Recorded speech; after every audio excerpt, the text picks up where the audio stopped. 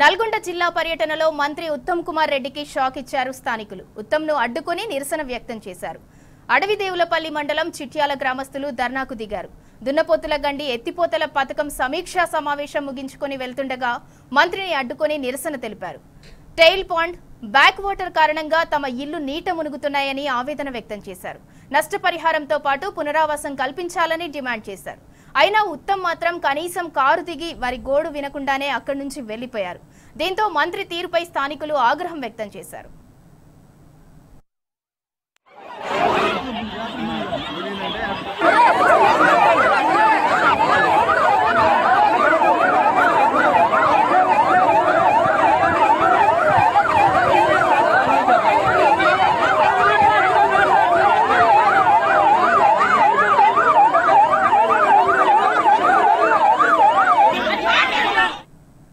నల్గొండ జిల్లా పర్యటనలో మంత్రి ఉత్తమ్ కుమార్ రెడ్డికి షాక్ ఇచ్చారు స్థానికులు. ఇక ఇదే అంశానికి సంబంధించి మరింత సమాచారం మా ప్రతినిధి రాము అందిస్తారు. రాము, చెప్పండి, నల్గొండ జిల్లా పర్యటనలో ఇరిగేషన్ మినిస్టర్ ఉత్తమ్ కుమార్ కు షాక్ తగిలింది. దీనికి సంబంధించిన అప్డేట్ ఏంటి? రాష్ట్ర భారీ నీటిపారుదల శాఖ మంత్రి ఉత్తమ్ కుమార్ రెడ్డికి స్థానికుల నుండే నిరసన వ్యక్తమైంది. నిరసన తెగదగిలింది. ఆయన నియోజకవర్గంలోని పక్క నియోజకవర్గంలోనే అక్కడ ఉన్నటువంటి గ్రామస్తులు, దాదాపు చుట్టుపక్కల ఉన్నటువంటి 5-6 తండాల గ్రామస్తులు అక్కడికి చేరుకొని ఉత్తమ్ వస్తున్నటువంటి సమాచారంతో ఆయన కాన్వాయ్ని అడ్డుకోవడం జరిగింది. ఈ రోజు అధికారులతో కలిసి, అదేవిధంగా మిరాళ్ళ బత్తు లక్ష్మారెడ్డితో కలిసి మిరాళ్ళ నియోజకవర్గంలోని అడవిదేవులపల్లి మండలం చిట్టాల గ్రామంలో ఏర్పాటు చేసుకున్నటువంటి దున్నపోతల గండి ఎత్తిపోతల పథకం పనులకు సంబంధించి అధికారులతో రివ్యూ నిర్వహించారు. తిరుగు ప్రయాణమైనటువంటి క్రమంలోనే ఒక్కసారిగా చిట్యాల గ్రామంలో చాప్లతండ, కొత్తనందికొండ, చిట్యాల, బాలనపల్లి సంబంధించినటువంటి మొలకచెర్ల, ఉల్సాయపాలెం గ్రామాలకు సంబంధించినటువంటి అక్కడ ప్రజలు, రైతులు పెద్ద ఎత్తున అక్కడికి వచ్చి ఉత్తమ్ కుమార్ రెడ్డిని అడ్డుకోబోయారు, నిరసన వ్యక్తం చేశారు. ఎందుకంటే టెయిల్ పాండ్ ప్రాజెక్టు పరిమితి నుంచి నీటి నిల్వ చేసుకున్నంతో ఆ బ్యాక్ వాటర్ తో తమ ఇళ్లలోకి నీళ్లు వస్తా ఉన్నాయి, తమ పంట పొలాన్ని కూడా నీట మునుగుతా ఉన్నాయి.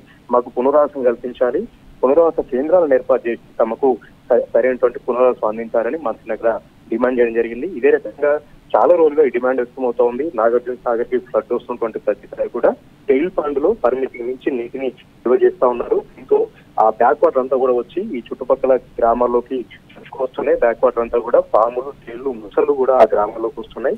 పంట పొలాలు కూడా ఎక్కడికక్కడ నీట మునుగుతా ఉన్నాయి. కాబట్టి తామందరికీ నష్టపరిహారం చెల్లించి నష్టపరిహారం సంబంధించి పునరావాస కేంద్రాలు కూడా నిర్మించాలని కూడా ఉత్తమ్ కుమార్ రెడ్డికి వినతి పత్రం అందజేయబోయారు.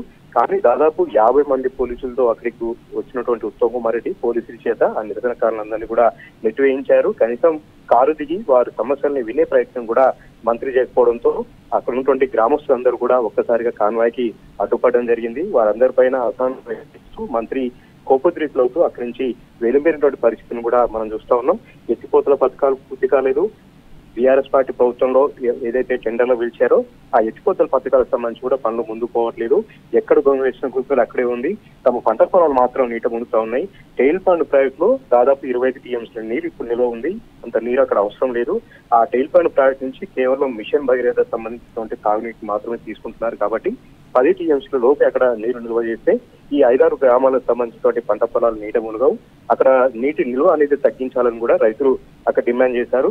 ఇవేవి పట్టించుకోకుండా, ఇవేవి వినకుండా ఉత్తమ్ కుమార్ రెడ్డి పోలీసుల బందోబస్తు నడుమ పోలీసులతో అక్కడ వారందరినీ కూడా నెట్టివేయించి అక్కడి నుంచి వెళ్ళిపోయారు.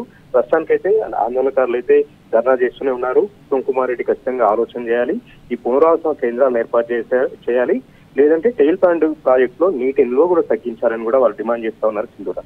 Right, thank you Ramu.